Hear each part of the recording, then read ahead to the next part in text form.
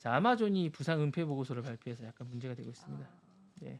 창고 근로자 부상 데이터를 조작하고 안전 권고를 무시했다는 의혹이 있습니다. 사실 최근에 미 상원의 보건연금위원회가 16일에 이제 그 160페이지 보고서를 해서 이제 요거를 약간 했습니다. 그래서 아마존이 이제 세계적으로 좋은 기업으로 소문이 나 있는데 왜 이렇게 했는지 모르겠습니다. 그래서 이번 조사는 2023년부터 6월부터 이제 쭉 조사를 했고요. 130명 이상의 근로자들을 조사를 했다고 합니다. 그러니까 평균 그 30% 이상이 높은 부상률인데 스트레스를 유발한다고 얘기를 했는데 이 부분에 대해서는 숨겨왔다고 합니다. 그래서 이 부분에 특히 뭐 골근개 질환이 버니 샌더슨이 이제 이 부분에 대해서 얘기했는데 버니 샌더슨이 누구냐면 이제 우리나라 따지면 극좌 쪽에 계신 아주 노동운동가라고 나이 많은 예전에 운동권에 계셨던. 대선에도 출마하셨던 나이 많은 아. 할아버지 있으세요. 보시면 이쪽에 보시면 약간 극좌 쪽에 있는 아주 나이 많은 할아버지에서 트럼프랑도 한번 붙을 뻔했던 그분이세요. 그렇군요. 예, 아니 노동운동가시고요. 아주 좌쪽에 계신 분입니다. 네. 그러니까 바이든보다 더 왼쪽에 있다고 보시면 되는 노동가 우리나라 때문에 완전 노동 쪽에 있는 약간 그런 분이세요. 그분이 이제 요 부분에 얘기했고 아마존 여기 이에 대해서 이제 사실 무근이라고 얘기하고 이렇게 했는데 아마존 요거에 대해서 이제 지금 파업도 좀 생각하고 있다고 합니다. 그래서 이거 좀 심각한 게 아닌가라는 생각이 들고요. 사실 아마존이 좋은 직장이기도 한데 힘들다고는 합니다. 기본적으로. 네. 맞아요. 네. 대기업도 이제 다니는 친구들 얘기 들어보면 쉽지는 다들 네. 힘들어하긴 하더라고요. 애플도 힘들다. 애플도 네, 일 많이 시킬 것 같아요. 미국에는 지금 구글도 힘들다. 한 번이라도 다녀라도 봤으면 좋겠어요. 연봉은 세답니다. 네. 네, 애플은 연봉은 셉니다. 네. 자, 그 다음에 소식 잠깐 전해드립니다. 자, AI 칩의 강자인 엔비디아를 이제 브로드컴이 요새 인기입니다. 11%도. 네, 또 20몇 % 올랐다가 오늘 11% 올라서 $250로 마감을 했는데요. 브로드컴이 제가 볼 때는 이제 1조 달러 시총을 이제 기록했고요. 기본적으로 이제 고객이 자꾸 늘고 있는 게 이제 AI 칩에 이제 엔비디아 걸 못 사서 그런 겁니다. 엔비디아 게 너무 많아가지고 브로드컴은 대체제로 사고 있는 거고요. 기본적으로 뭐 그래서 이제 구글하고 메타하고 바이트댄스가 이제 기본적으로 사고 싶은데 엔비디아 게 지금 너무 막 1년치가 밀려 있으니까 사긴 사야 되니까 기본적으로 이제 대안으로 지금 사고 있는 거고요. 기본적으로 이제 근데 이제 기본적으로 이제 그러다 보니까 이제 브로드컴하고 애플은 또 갈라섰어요. 이제 안 만들겠다고 애플 자체적으로 만들겠다고 좀 그러고 있을 정도니까 사실은 그런 데다가 이제 기본적으로 생태계 자체는 지금 엔비디아가 또 자체적으로 이제 자신들이 또 구축하고 있는 게 있습니다. 그래서 이게 엔비디아를 넘어선다는 건 제가 볼 때는 그냥 재미로 한 거 넘어설 수는 없을 것 같습니다. 예, 어쨌거나 독주 체제는 계속 흔들릴 것 같고요. 기본적으로 브로드컴이 뒤따라가고 있는데 뭐 이제 브로드컴이라는 회사가 저는 이제 개인적으로 괜찮은 회사 같습니다. 그러니까 유심히 보시고요. 브로드컴이 제가 볼 때는 알찬 회사니까 엔비디아 같이 큰 기업이 될 수는 없겠지만 1조 클럽에는 들어갈 수 있을 것 같고 이미 들어갔고 1조에서 한 2조 사이를 계속 왔다 갔다 하면서 이제 2조 클럽을 넘볼 수 있는 그런 유망한 기업입니다. 아주 큰 기업인데 어쨌든 브로드컴이 제가 볼 때는 조용하면 우리나라는 그렇게 많이 아시는 분 다 아시겠지만 그 매그니피션트처럼 많이 알려진 기업은 아닙니다. 그래서 요거 좀 유심히 보시면 아주 탄탄한 기업입니다. 그래서 기술력도 있고 좋은 기업이니까 좀 유심히 보시면 될 것 같고요.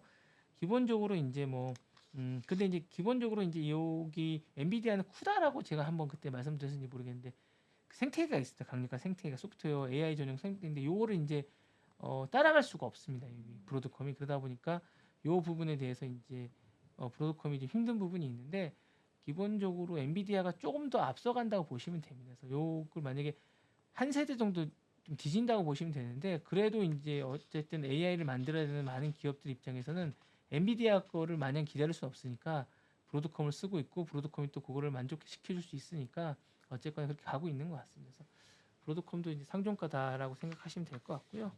어쨌든 AI 관련주들은 제가 볼 때 계속 당분간 인기를 끌 수 있을 것 같습니다. 네. 브로드컴이 사업 분야가 좀 다양하긴 하던데요. 네, 근데 이제 기본적으로 AI 쪽과 네트워크 쪽이 탄탄합니다. 기본적으로 미국 미국에서 기본적으로 그걸 기반으로 해서 성장한 기업이라 일단 기본적으로 네트워크 사업을 많이 하고 있습니다. 그래서 그쪽 사업이 하드웨어 사업이 되기 때문에 엔비디아처럼 뭐 GPU를 기반으로 성장한 기업이 아니라 기본적인 인프라 사업이 잘 돼 있습니다. 그래서 그 부분이 일단 성장 사업에서 먹거리가 돼 있기 때문에 나머지 사업이 좀 잘 안 되더라도 휘청휘청하지는 않습니다. 예. 그렇지만 또 엔비디아처럼 확 성장할 수 있는 또 그건 또 아닌. 그러니까요. 네네. 그런 건 있는 것 같습니다. 네. 다음은 시간이 이렇게 많이 됐나요? 그 하셔도 됩니다. 아니 말씀하시죠 이제. 아니야 마지막 하나만 해주세요. 아, 예. 우리나라가 지금 좀 걱정스럽습니다. 지금 TSMC가 내년 4% 정도인데 우리나라가 지금 좀 위험하다고 지금 또 보고서가 나왔습니다. 그래서 엔비디아가 한 4% 정도 성장한다고 지금 보고서가 나온 반면에 우리나라는 지금 내년 삼성전자랑 다른 실질적인 성장이 어느 정도 성장할지가 지금 좀 힘들다고 보고서가 나왔습니다. 이게 물론 이게 대만 보고서긴 한데 저희가 좀 탄핵 정국 이후에 세액 공제나 이런 부분들이 좀 나와야 되지 않겠냐라는 생각이 계속 나옵니다. 그리고 기본적으로 우리나라가 지금 발목을 좀 잡는 건 제가 뭐 이런 얘기 하면 근데 52시간 근로 시간 이런 부분들이 좀 약간 그런 왜냐하면 이게 지금 이게 반도체는 계속 돌아가야 되는 부분들이 좀 있거든요. 그래서 이 부분에 대한 부분들을 어떻게 해결해야 될지라는 부분이랑 인력이 이게 좀 괜찮은 인력들이 많이 없는 게 좀 문제긴 합니다. 그래서 이 부분을 해외 인력에 좋은 인력들을 어떻게 데려올지에 대한 부분들, 그러니까 해외 기업들은 우리나라에 와서 좋은 인력을 많이 가져갑니다. 입도 선별을 많이 합니다. 그럼요. 대놓고 네, 저기 대학에 와서 하던데요? 가져가면 대학교에 사실은 와서? 우리도 사실은 해외에서 많이 데려올 필요가 좀 있습니다. 근데 그런 노력을 전혀 안 하거든요. 기업들이요? 있는 인력들도 사실은 많이 뽑아가지 물론 예전 같지 않은 듯한 느낌이 좀 듭니다. 예, 그리고 사실은 좀 키웠으면 좋겠다는 생각 들거든요. 그렇죠. 그쪽 산업 부분을 네네네. 육성을 했으면 좋겠다. 네네. 오늘 하나 보고서 보니까 아직까지 AI 성장률이 9% 정도밖에 안 네네. 돼서 내년에는 이제 더 그게 증폭이 될 네, 것이다라고 네, 네. 그 산업적으로 이제 출발이다라고 보는 시선이 있는데 우리나라 같은 경우는 사실상 그 HBM 빼고는 AI 관련 산업에 약간 뒤처지는 느낌들이 네, 좀 네, 들긴 네. 해서 걱정이 좀 많이 아예 되긴 저는 하더라고요. 대학이랑 산학으로 해서 좀 키워주면 어떨까 싶기도 해요. 아예 그냥 등록금 없다 여기 들어가면 뭐 이런 네, 느낌이요? 그러니까 아예 그냥 SK나 삼성 같은 데서 그냥 지원을 좀 지원을 그냥 줄여가지고. 대학을 선정해서 그냥 몇 맞아, 개 그것도 대학을 선정해서 좋은 예, 방법이네요. 선정해서 뭐 예를 그냥 들면 고려대학교에 뭐 이런 학부가 건설됐는데 여기 들어온 애들은 뭐 등록금 기업에서 50%뭐 네, 지원을 네, 해주고 취업 연계를 네, 해주겠다 뭐 네, 이런 네, 뭔가 그렇게 하거나 그런 아니면 것들을 아니면 해주면 아예 그냥 그런 어쨌든 그런 큰 학교가 그렇다면 아니면 그냥 밑에 일하는 어떤 숙련된 숙련공들이 필요할 수도 있잖아요. 그러니까 그 정도 급이 아니더라도 박사급이나 석사급이 네. 아니더라도 숙련공이 필요하면 숙련공급의 인력들을 양성하는 그런 반이 있었으면 좋겠는 거죠. 예, 그러니까 석사급을 뭐 뭔가 필요하면 그쪽에 지원을 해준다거나 뭔가 아니면 학사급에서도 뭔가 필요하면 그랬으면 좋겠는 거죠. 그냥 전문대급 지금 전문대라는 단어를 쓰진 않지만 어쨌든 3년제나 이런 데에 속성급의 뭔가를 대학을 만들어서 그러니까 반도체 학과들이 많이 있습니다 지방에.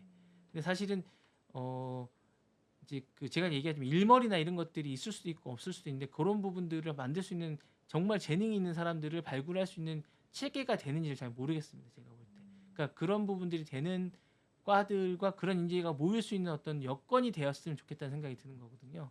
그러니까 그런 데에다 그런 투자를 해서 많이 인력들을 만들었으면 좋겠다는 생각이 들거든요. 예. 예.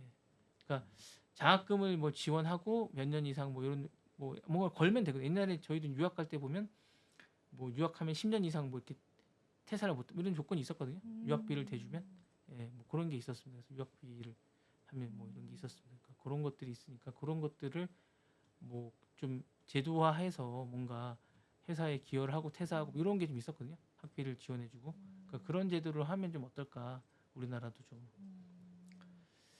국내에서도 반도체 네, 맞아요. 네. 뭔가를 하기는 해야 되는데 네, 그런 네, 네. 부분들이 좀 부족한 느낌이 좀 드는 것 같습니다. 인력들을 빨리 왜냐하면 자체적으로 대학에서 키워서 다시 뭐 양성하고 이러는 것들이 너무 좀 계획이 좀 너무 막 아니면 정부 차원에서 그런 걸 좀 만들어 주셨으면 어떨까? 그러니까 그런 식의 뭔가 좀 있었으면 좋겠다는 생각이 드는 거예요. 지금 바로 구독을 눌러보세요.